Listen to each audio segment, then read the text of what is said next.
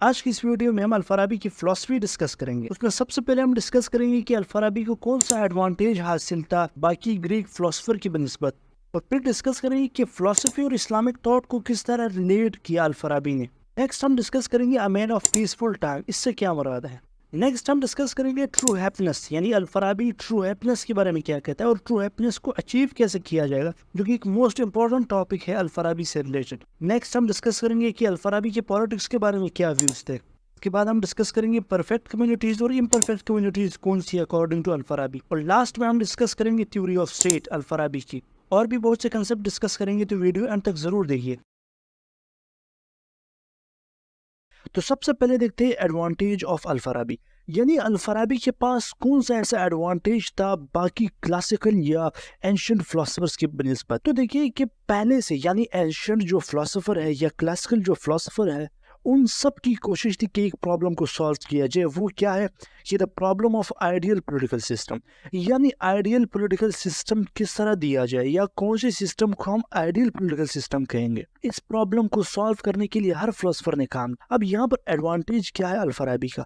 अल-फराबी का एडवांटेज ये है कि जिस वक्त अल-फराबी अपनी आइडियल स्टेट का कंसेप्ट दे रहा था, तो उस वक्त अल-फराबी के पास प्लेटो और अरिस्टोटल का वर्क भी मौजूद, यानी अल-फराबी ने प्लेटो और अरिस्टोटल के वर्क को भी स्टडी, तो जिससे अल-फराबी का जो कंसेप्ट है वो और क्लियर हुआ, तो जिससे अल-फराबी को और मदद मिली इस प्रॉब्लम को सॉल्व करने में। तो ये एक बहुत ही बड़ा एडवांटेज है कि जो एंशियंट जो फिलोसोफर्स थे उनका वर्क अवेलेबल था किसके लिए, अल-फराबी के, और अल-फराबी ने उसको स्टडी भी, उसके डिफरेंट एस्पेक्ट्स भी देख, जिसके बाद अल-फराबी ने अपने आइडियल स्टेट का कंसेप्ट। अब यहाँ पर एक मोस्ट इंपॉर्टेंट चीज क्या है कि फिलोसफी एंड इस्लामिक थॉट।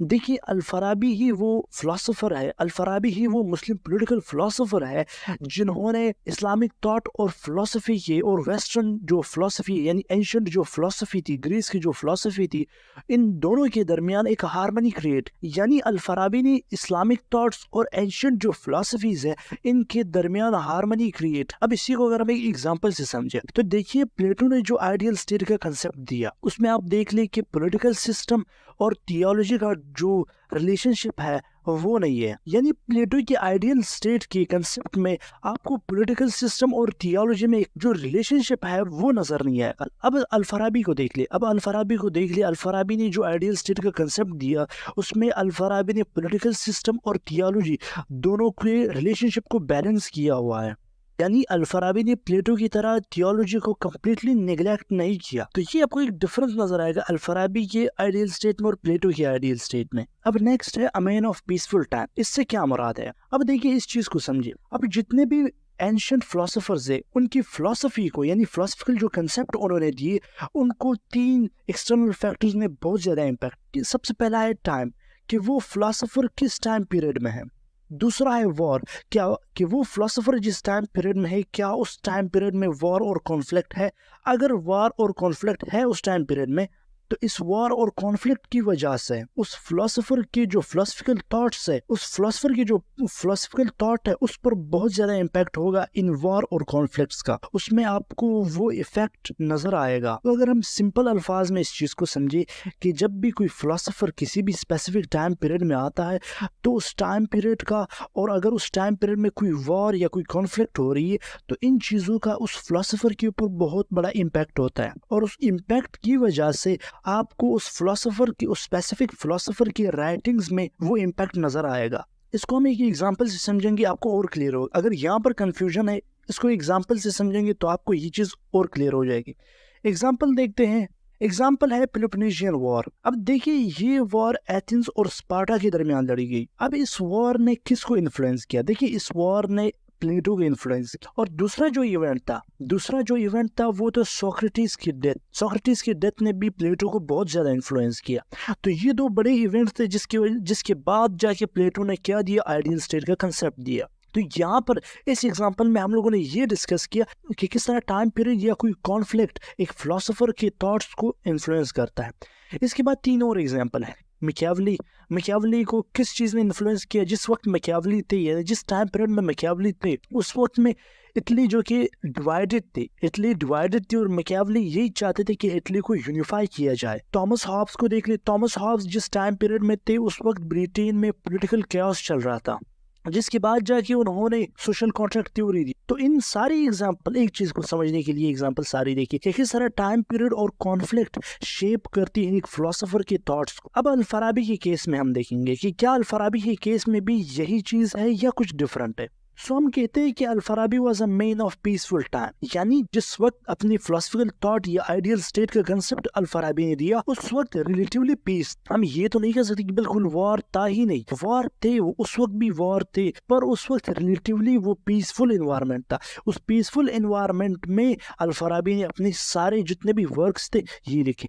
इस चीज की वजह से अल-फराबी इन फिलोसोफर से डिफरेंट है, क्योंकि इसकी जो थॉट्स है वो टाइम या कॉन्फ्लिक्ट्स इन चीजों से इन्फ्लुएंस नहीं हुए, बल्कि एक पीसफुल टाइम में उसने जितने भी कंसेप्ट दिए वो एक पीसफुल टाइम, क्योंकि इसने जितने भी कंसेप्ट दिए उस वक्त एक पीसफुल टाइम था। तो होप सो आपको ये समझ आ चुका होगा कि कौन सी चीज डिफरेंट है अल-फराबी की, कि कौन सी चीज अल-फराबी को यूनिक बनाती। अब हम देखेंगे पॉलिटिकल फिलोसफी ऑफ अल-फराबी, यानी पॉलिटिकल फिलोसफी क्या थी। देखिए उस वक्त जो कोर प्रॉब्लम थी फिलोसफी की वो क्या थी कि ट्रू हैप्पीनेस को किस तरह अचीव किया जाए। यानी क्वेश्चन क्या है, क्वेश्चन ये है कि ट्रू हैप्पीनेस को किस तरह अचीव किया जाए। तो इस क्वेश्चन को कि ट्रू हैप्पीनेस को अचीव किस तरह किया जाए अल-फराबी इस तरह आंसर करते हैं। यानी ट्रू हैप्पीनेस को अल-फराबी के कंसेप्ट में हम देखेंगे। तो अल-फराबी कहता है कि ट्रू हैप्पीनेस को आप एक इंडिविजुअल तभी अचीव कर सकता है जब उसे सेल्फ फिलोसफिकल एनलाइटनमेंट हो, यानी वो जब आइडियलाइज पर्सनालिटी अचीव कर लेगा तभी वो ट्रू हैप्पीनेस अचीव करे। अब इस चीज को हम और भी डीपली अंडरस्टैंड करने की कोशिश करेंगे, पर यहाँ पर सिर्फ हमने इस क्वेश्चन को आंसर करने के लिए कि ट्रू हैप्पीनेस अचीव कैसे हो। देखिए इसी के साथ अल-फराबी ये भी कहते हैं कि अगर आपने ट्रू हैप्पीनेस अचीव करना है तो आपने दो काम करने हैं, एक है कोलैबोरेशन। अब कोलैबोरेशन किसके साथ और क्यों होगी इस चीज को हम आगे जाकर डिस्कस करेंगे। दूसरा है सॉलिडारिटी। ये दो चीजें आप करेंगे तभी आप ट्रू हैप्पीनेस हासिल कर पाएंगे एक सोसाइटी में। तो कोलैबोरेशन में क्या होगा, कोलैबोरेशन में अल-फराबी कहता है कि कोई शख्स अलोन कोई शख्स भी ट्रू हैप्पीनेस तक नहीं पहुंच सकता। वो किस तरह पहुंचेगा, अब वो किस तरह पहुंचेगा, वो थ्रू कोलैबोरेशन के जरिए ही, यानी दूसरों लोगों के साथ कोलैबोरेशन के जरिए ही वो ट्रू हैप्पीनेस तक पहुंच पाएगा। अब इसकी रीजन क्या, कोलैबोरेशन मस्ट क्यों है, यानी कोलैबोरेशन की जरूरत हमें क्यों है। तो अल-फराबी कहता है कि सोसाइटी में जो डिस्ट्रीब्यूशन ऑफ टैलेंट है वो डिफरेंट है, यानी सिर्फ एक शख्स में आप ये नहीं कह सकते कि कंप्लीटली टैलेंट इस शख्स में, पूरी सोसाइटी का टैलेंट सिर्फ इस शख्स में नहीं। एक शख्स में एक टैलेंट होगा, दूसरे में दूसरा टैलेंट, मुख्तलिफ डिफरेंट टैलेंट्स होंगे लोगों के। जब वो डिफरेंट टैलेंट्स मिलकर काम करेंगे, जब वो कोलैबोरेशन में काम करेंगे, तभी एक सोसाइटी ट्रू हैप्पीनेस तक पहुंच पाएगी, तभी वो उस सोसाइटी का इंडिविजुअल ट्रू हैप्पीनेस अचीव कर पाएगा। तो कोलैबोरेशन मस्ट है यहाँ पर अगर आपने ट्रू हैप्पीनेस अचीव करना है। अब इस कोलैबोरेशन को हम और एक्सप्लेन करेंगे, वो किस तरह कि अगर जितने भी आपकी कंफ्यूजन है वो भी खत्म हो जाए। देखिए अल-फराबी क्या कहता है कि एक ह्यूमन अकेले सरवाइव नहीं कर सकता, अगर वो सोसाइटी या कम्युनिटी से अलग हो जाए तो वो सरवाइव नहीं कर सकता। एक इंसान, एक ह्यूमन क्या है, एक सोशल क्रिएचर है, यानी वो विदाउट कम्युनिटी नहीं रह सकता, क्योंकि एक शख्स दूसरे शख्स के ऊपर डिपेंडेंट है। वो डिपेंडेंट क्यों है, वो डिपेंडेंट इसलिए ताकि उसकी जो लाइफ की जो रिक्वायरमेंट्स है वो पूरे हो सके। और इसी तरह एक शख्स दूसरे शख्स पर डिपेंडेंट है कि वो किस चीज को अचीव करे, वो ट्रू हैप्पीनेस को या परफेक्शन को अचीव करे। और अगर इसको हम इसी चीज को अगर हम समराइज कर ले तो वही पॉइंट वापस बन जाएगा कि थ्रू कोलैबोरेशन ही आप ट्रू हैप्पीनेस अचीव कर पाओगे। होप सो आपको यहाँ तक ये चीजें समझ आ चुकी होंगी। हम अब नेक्स्ट है कि अल-फराबी का पॉलिटिक्स के बारे में क्या पॉइंट ऑफ व्यू, अल-फराबी का पॉलिटिक्स के बारे में क्या पॉइंट ऑफ व्यू। तो सबसे पहले देखते हैं अल-फराबी कहता है कि पॉलिटिक्स वो आर्ट है या वो प्रैक्टिकल साइंस है जिसके ज़रिए आप कम्युनिटी को ऑर्गेनाइज करते हो। ऑर्गेनाइज क्यों करते हो, ताकि ट्रू हैप्पीनेस तक पहुंचा जा सके, ताकि ट्रू हैप्पीनेस को अचीव किया जा सके। अल-फराबी हमें कहता है कि पॉलिटिक्स और एथिक्स को आप सेपरेट नहीं कर सकते, ये दोनों एक है, यानी इन दोनों को आप सेपरेट नहीं कर सकते। अब हम डिस्कस करेंगे अल-फराबी के परफेक्ट कम्युनिटीज और इम्परफेक्ट कम्युनिटीज, यानी परफेक्ट कम्युनिटीज कौन सी है और इम्परफेक्ट कम्युनिटीज कौन सी। तो सबसे पहले परफेक्ट कम्युनिटीज देखिए, परफेक्ट कम्युनिटीज में 3 कैटेगरीज बनाई गई है, एक स्मॉल कम्युनिटीज है, एक मिडिल कम्युनिटीज और एक लार्ज कम्युनिटी। अब वन बाय वन तीनों को डिस्कस करेंगे। अब स्मॉल कम्युनिटीज से अल-फराबी की मुराद जिसकी साइज सिटी जितनी। स्मॉल कम्युनिटी मीन्स जिसकी पॉपुलेशन एक सिटी के बराबर। अगर करंट टाइम में हम कंसीडर करें स्मॉल कम्युनिटीज को तो वो सिटी की इक्वल होगी। नेक्स्ट है मिडिल लेवल कम्युनिटी। देखिए middle level community small community से ज्यादा है, यानी स्मॉल कम्युनिटी से थोड़ी लार्ज कम्युनिटी है मिडिल लेवल कम्युनिटी। और मिडिल लेवल कम्युनिटी का अगर हम करंटली कोई एग्जांपल देख ले, जो मॉडर्न स्टेट्स हमें नजर आते हैं, यानी स्मॉल कम्युनिटीज का एग्जांपल हमने करंटली एग्जांपल सिटी का लिया, मिडिल लेवल कम्युनिटीज का करंटली एग्जांपल हम लोगों ने एक स्टेट लिया। और थर्ड है लार्ज कम्युनिटी। देखिए large communities means large group of people होंगे। तो इसका करंटली एग्जांपल अगर आप देख लीजिए यूनाइटेड नेशन, जहाँ पे डिफरेंट स्टेट्स पाए जाते हैं, यानी एक स्टेट नहीं है, ना ही एक सिटी है, बल्कि डिफरेंट स्टेट्स पाए जाते हैं। तो अल-फराबी के नजदीक ये तीनों communities small, middle and large community ये परफेक्ट कम्युनिटीज है। अब देखिए इम्परफेक्ट कम्युनिटीज कौन सी अल-फराबी के अकॉर्डिंग। देखिए इम्परफेक्ट कम्युनिटीज की जब हम बात करते हैं तो विलेजेस, डिस्ट्रिक्ट और फैमिलीज, विलेज के लेवल पर, डिस्ट्रिक्ट के लेवल पर और फैमिलीज के लेवल पर जब हम बात करते हैं तो ये इनकम्प्लीट कम्युनिटीज। अब ये इनकम्प्लीट है क्यों, यानी इसकी रीजन क्या है। इसकी सिंपल रीजन ये है कि इनके पास इकोनॉमिक जो रिसोर्सेज है वो नहीं है, इनका कल्चर जो बाउंड है एक दूसरे के साथ वो वीक होता है as compare to perfect communities according to Al Farabi. ये परफेक्ट और इम्परफेक्ट कम्युनिटीज का कंसेप्ट था। अब नेक्स्ट है ह्यूमन बॉडी। देखिए इस पॉइंट को समझने से पहले आपको ये पॉइंट याद होना चाहिए, most of the times human की बॉडी जिस तरह फंक्शन करती है, यानी ह्यूमन की बॉडी में डिफरेंट ऑर्गन्स होते हैं और हर ऑर्गन का एक स्पेसिफिक फंक्शन होता है। तो वो इस चीज़ को कंपेयर करते थे स्टेट के डिपार्टमेंट्स के साथ, यानी स्टेट के भी डिफरेंट डिपार्टमेंट्स होने चाहिए और हर डिपार्टमेंट का एक स्पेसिफिक फंक्शन होना चाहिए। तो अल-फराबी ने भी इसी चीज को यूज किया, बट यहाँ पर एक स्लाइट डिफरेंस थी कि जो क्लासिकल फिलोसोफर्स थे और वो ब्रेन को मेटाफोरिकली यूज करते थे प्रेसिडेंट के लिए, यानी ब्रेन ह्यूमन बॉडी में एक मेन रोल प्ले करता है। इसी तरह क्लासिकल फिलोसोफर्स कहते थे कि प्रेसिडेंट भी एक मेन रोल प्ले करता है स्टेट में। इसके अपोजिट अगर आप अल-फराबी को देखिए, अल-फराबी ने प्रेसिडेंट के लिए हार्ट को मेटाफोरिकली यूज किया, यानी हार्ट की जो इम्पोर्टेंस ह्यूमन बॉडी में है इसी तरह प्रेसिडेंट की इम्पोर्टेंस स्टेट में है। कि एक स्लाइट डिफरेंस पाया जाता है कि किस तरह क्लासिकल फिलोसोफर्स ने ब्रेन को मेटाफोरिकली यूज किया प्रेसिडेंट के लिए, बट अल-फराबी ने हार्ट को मेटाफोरिकली यूज किया प्रेसिडेंट पे।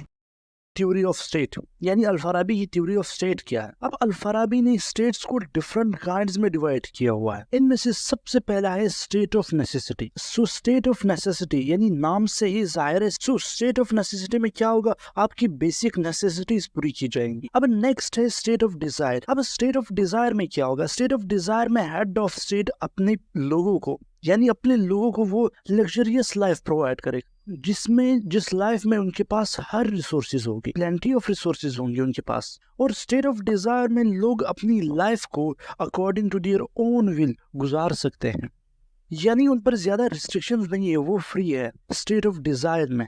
अब नेक्स्ट है स्टेट ऑफ ईज। अब स्टेट ऑफ ईज में क्या है, देखिए स्टेट ऑफ ईज में जो सिटीजन्स हैं वो कंफर्टेबल लाइफ गुजार रहे होंगे, उनकी जो डिजायर्स हैं वो बियॉन्ड द लिमिट नहीं जाएंगे। और यहाँ के जो सिटीजन्स हैं इस स्टेट के, स्टेट ऑफ ईज के, वो सिटीजन भी खुश हैं क्योंकि उनकी जो डिजायर्स है वो बियॉन्ड द लिमिट नहीं जा रहे हैं और उनकी लाइफ में ज्यादा हार्डशिप्स नहीं है। अब वाइल्ड स्टेट। अब नेक्स्ट है वाइल्ड स्टेट। वाइल्ड स्टेट में क्या होगा, वाइल्ड स्टेट में वहाँ के जो सिटीजन है उनका एक ही फोकस होगा वेल्थ को अचीव करना, यानी वेल्थ को अचीव करना और ज्यादा से ज्यादा वेल्थ को एक्यूमुलेट करना, यही इनका मकसद होगा वाइल्ड स्टेट में। इसके बाद है बेस स्टेट। अब बेस स्टेट में क्या होगा, बेस स्टेट में जो सिटीजन्स होंगे उनका ज्यादा कंसंट्रेशन या ज्यादा फोकस किस चीज पर होगा, सेंसुअल प्लेजर्स पर होगा, यानी प्लेजर ऑफ सेंसेस। अब प्लेजर ऑफ सेंसेस से मुराद क्या, प्लेजर ऑफ सेंसेस से मुराद यानी तो प्लेजर ऑफ सेंसेस से मुराद क्या, प्लेजर ऑफ सेंसेस से मुराद गेम्स, उसके अलावा जोक्स हो गए डिफरेंट टाइप्स के। और इस स्टेट में लोग जो होंगे वो हैप्पी होंगे। पर याद रखे यहाँ के जो लोग हैं वो अल-फराबी उन्हें इग्नोरेंट कह रहा है, इस स्टेट के लोगों को इग्नोरेंट कह रहे हैं। उनके पास हैप्पीनेस भी है, उनके पास पैसे भी है और पैसों में वो फजूल खर्ची कर रहे हैं, वो पैसे फजूल खर्ची और पैसों में वो फजूल खर्ची कर रहे हैं। यहाँ पे अल-फराबी कह रहा है कि उनका सबसे पहला फोकस किस चीज़ पे होगा, प्लेजर ऑफ सेंसेस पे। उसके बाद इस स्टेट में हैप्पीनेस भी होगी, इस स्टेट में अबंडेंस ऑफ वेल्थ भी होगी, पर इस स्टेट के जो लोग हैं वो इग्नोरेंट होंगे। अब नेक्स्ट है डेमोक्रेसी। यहाँ पर ये बात रही, ये सारी जो डिवीजन हम पढ़ रहे हैं स्टेट की डिफरेंट काइंड्स जो पढ़ रहे हैं, ये अल-फराबी ने हमें दी है। अब डेमोक्रेसी में अल-फराबी कहता है कि यहाँ के जो सिटीजन्स होंगे वो एक दूसरे के अगेंस्ट होंगे, क्योंकि हर सिटीजन की कोशिश यही होगी कि वो ग्लोरी, फेम और ऑनर को अचीव करे। और नेक्स्ट क्वेश्चन अल-फराबी कर रहा है कि यहाँ पर ऑनरेबल किस शख्स को रिकॉग्नाइज किया जाए, तो उसमें सबसे पहले आते हैं वो लोग जिनके पास टैलेंट हो और विर्चू हो। किस चीज़ में? स्टेट पॉलिटिक्स और एडमिनिस्ट्रेशन में। तो इन दोनों चीज़ों में अगर उनके पास टैलेंट और विर्चू है तो उसे ऑनरेबल रिकॉग्नाइज किया जाएगा। दूसरे उन लोगों को ऑनरेबल रिकॉग्नाइज किया जाएगा जिनके पास वेल्थ हो, यानी जिसके पास वेल्थ होगी उससे ही रिकॉग्नाइज किया जाएगा एज अ ऑनरेबल डेमोक्रेसी में। अब नेक्स्ट है टायरनी। अब टायरनी अकॉर्डिंग टू अल-फराबी कि यहाँ के जो सिटीजन है, इस स्टेट के जो सिटीजन है, ये एक दूसरे के ऊपर विक्ट्री हासिल करने की कोशिश करते हैं ताकि फिर ये एब्सोल्यूट रूलर बन जाए, ताकि फिर ये रूल कर सके, उस विक्ट्री को एंजॉय कर सके। तो ये है टायरनी के सिटीजन। डेमोक्रेसी। अब डेमोक्रेसी देखिए, डेमोक्रेसी को क्यों अल-फराबी ने रिजेक्ट किया है, अल-फराबी ने क्यों इसे आइडियल स्टेट का दर्जा नहीं दिया। तो यहाँ पर अल-फराबी कहता है कि डेमोक्रेसी में जो सिटीजन होते हैं उनके पास फ्रीडम होता है, यानी फ्रीडम के साथ साथ वहाँ के जो सिटीजन है वो इक्वल होते हैं। यानी इक्वलिटी का ये मतलब है कि एक सिटीजन दूसरे सिटीजन पर रूल नहीं कर सकते। डेमोक्रेसी में जो रूलर होगा वो रूल करेगा with the consent of people. और डेमोक्रेसी में गुड और बैड दोनों एलिमेंट्स है। इन दोनों एलिमेंट्स होने की वजह से, यानी गुड एलिमेंट भी है, बैड एलिमेंट भी है, यहाँ इस गुड और बैड दोनों एलिमेंट की होने की वजह से अल-फराबी इसे आइडियल स्टेट नहीं करार दे रहा।